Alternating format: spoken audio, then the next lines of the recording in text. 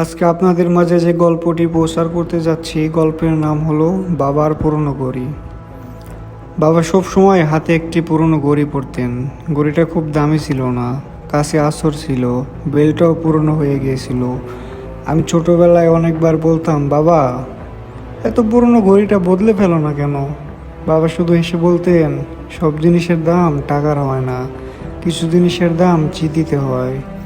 তখন কথাটার মানে বুঝিনি। সময় কেটে গেল, পড়াশোনা, কাজ সব কিছু নিয়ে ব্যস্ত হয়ে পড়লাম। বাবাকে সময় দেওয়া কমে গেল। ফোন করলে বলতাম, বাবা পরে কথা বলি, এখন একটু ব্যস্ত আছি। বাবা কখনো রাগ করতেন না, শুধু বলতেন, ঠিক আছে বাবা, আগে কাজ করো। একদিন হঠাৎ খবর এলো বাবার নেই। বাড়ি ফিরে বাবার ঘরে ঢুকে দেখি টেবিলের ওপর সেই পুরনো ঘড়িটা রাখা। আমি হাতে তুলে নিলাম। ঘড়িটা তখনও চলছিল, কিন্তু যার জন্য ঘড়িটা চলতো তিনি আর ছিলেন না। মা এসে বললেন, জানো, এই ঘড়িটা তোমার দাদু তোমার বাবাকে দিয়েছিলেন। তোমার বাবা বলতেন একদিন এটা তোমার হাতে পরিয়ে দেবেন। আমি আর নিজেকে ধরে রাখতে পারলাম না। সেদিন প্রথম বুঝলাম, আমরা নতুন ফোন কিনি, নতুন জামা কিনি, নতুন ঘড়ি কিনি, কিন্তু চলে যাওয়া মানুষকে আর কখনো ফিরে পায় না।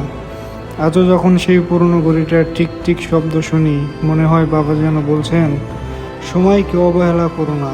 যে মানুষগুলো আজ তোমার পাশে আছে তাদের জন্য একটু সময় রেখো, কারণ একদিন সময় থাকবে, কিন্তু মানুষটা আর থাকবে না।